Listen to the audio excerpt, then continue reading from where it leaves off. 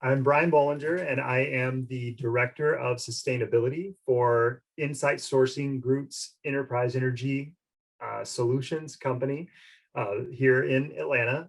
I have been here in Atlanta for over 14 years now. Prior 14 years, most people would not have identified me as being in the engineering fields or even technically in the space of the built environment or environmental design and construction or facilities management or sustainability.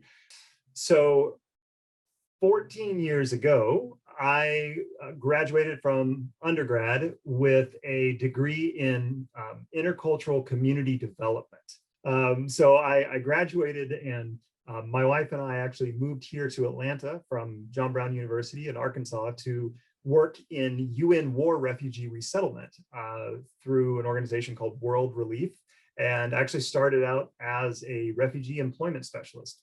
While I was there, I did go back actually in the very first online MBA at John Brown, and got my MBA in international business and ethics with a focus on global operations management and supply chain. The thing that gets me up every morning is a chance to I've not come up with a better way of saying it than to delight people with better. That's it. A better solution, a better experience, a better outcome than they would have ever thought was possible. But it's that surprise and delight element.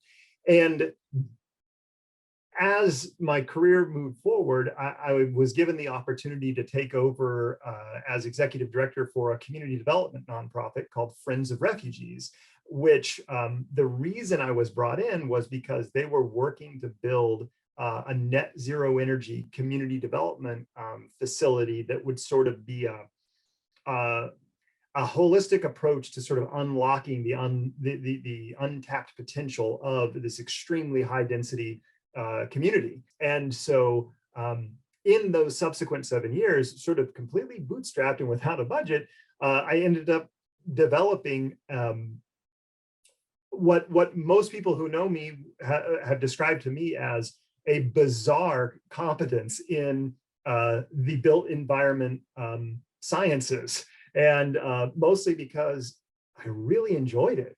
And so long story short, when we had broken ground and started construction, and then a few weeks after I was transitioning into more of an economic and business development role for the organization, as we were underway with construction, COVID arrived, and the whole world turned upside down. By the end of the year, we realized that we needed to basically make some changes, and I knew that it would be certainly better for me to move on to what's next than for us to take some of the other alternative paths that we had. And I looked around and thought, I really feel like where I create the most value and find the most opportunities to surprise and delight people is in the space of sustainability and environmental design and construction and efficiency, but kind of a unique approach to sustainability that's just laser focused on reducing the footprint of resource necessary to create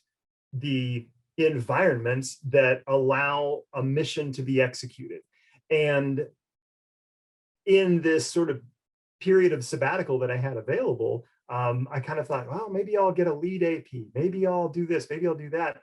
And a fellow engineering friend of mine, Saul Haroon at Georgia Tech, many other circles, it seems one can't go far in the green circles of Georgia and not find Saul.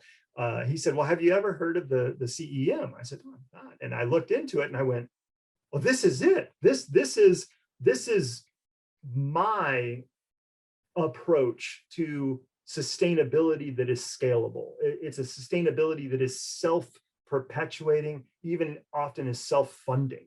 And it almost builds its own airplane in ways. And I looked through the course material and I thought, wow, I mean, this is what I do for fun. And so I looked in, and of course, Association of Energy Engineers looked through sort of the nuts and bolts of what I've been actively doing and said, yep, we'll give you the credit for effectively, 4+ years of experience, or 7, whatever it was. and allow you to sit for the exam and take the course. So I crammed for 5 weeks straight and studied for another 2 weeks. I took 260 pages of notes from the course, and took the test online. And of course, none of this would have been possible if not for the opportunity that the organization took during COVID to, make it available on demand. To realize, though, that this is such a globally recognized. I mean, I have friends in many parts of the world, and everyone recognizes the CEM and values it and knows what it is and knows that it's not just a competency in environmental design, in sustainability, in progressive approaches to operations and facilities management. But I think just as importantly, it is docked like at the hip with a leadership level executing knowledge of the financial side of all of those decisions and informations. And even a friend of mine from an international agricultural corporation, he's based in Dubai, but he's also from Kansas, like me. He said, I'm looking at this CEM thing and I'm wondering if I should do it. I said, well, one, you should do it. And two, I said, the difference is that with many of these other certifications you've been discussing, they are very much focused on, do you know how we go about doing X, Y, or Z? The CEM is focused on, do you know how, and can you make the financial case for each alternative pathway? Do you understand the net present value of both the upfront and the ongoing and the alternatives related to the costs? And can you dock that to the specific plan of the company, their internal rate of return or their minimum acceptable rate and their hurdle rate? And really that tie-in of real world financial acumen is what sets the CEM apart.